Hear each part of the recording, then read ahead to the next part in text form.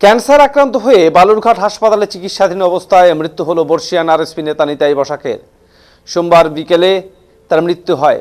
রাতেই ত্রিমোহিনীর দলীয় কার্যালয়ে তার মরদেহে শেষ শ্রদ্ধা জানান কর্মীরা। 60-এর দশকে যুবক বয়সে ভূমি আন্দোলনের মধ্য দিয়ে রাজনীতিতে অভিষেক হয়েছিল নিতাই বসাকের। 70-এর দশকে রাজ্যের মসনদে বামফ্রন্ট সরকার ক্ষমতা দখলের পর ত্রিস্তরীয় পঞ্চায়েত গঠনে গুরুত্বপূর্ণ ভূমিকা অবতীর্ণ হয়েছিলেন। পরবর্তীতে হিলির ধলপাড়া পঞ্চায়েত প্রধান পদে আসীন হন তিনি। ক্রমে এলাকার উন্নয়ন ও রাজনীতিতে ছাপ ফেলতে শুরু করেন। দুদফায় হিলি পঞ্চায়েত সমিতির সভাপতি পদের কার্যভার সফলতার সঙ্গে সামলেছিলেন। গরিব দুস্থ পড়ুয়াদের সাহায্য, কৃষকদের সাহায্য, ভূমিহীনদের হাতে পাট্টা প্রদানের ব্যবস্থা করেছিলেন তিনি। বয়সের কারণে রাজনীতি থেকে নিজেকে সরিয়ে নিলেও বর্ষিয়ান নেতার পরামর্শ নিতে ছুটে গেছেন দলীয় কর্মীরা। ব্লক থেকে জেলা ও রাজ্য স্তরের নেতাদের কাছে গ্রহণযোগ্য ছিলেন নিতাই বসাক। আরএসপি বাদেও অন্য সব দলের কর্মীদের কাছে গ্রহণযোগ্য ছিলেন। এদিন তার প্রয়াণে হিলি সহ দক্ষিণ দিনাজপুর জেলার রাজনৈতিক মহলে নেমে আসে শোকের ছায়া।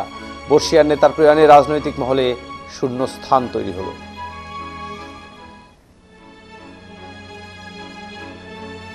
जाओ फूल आते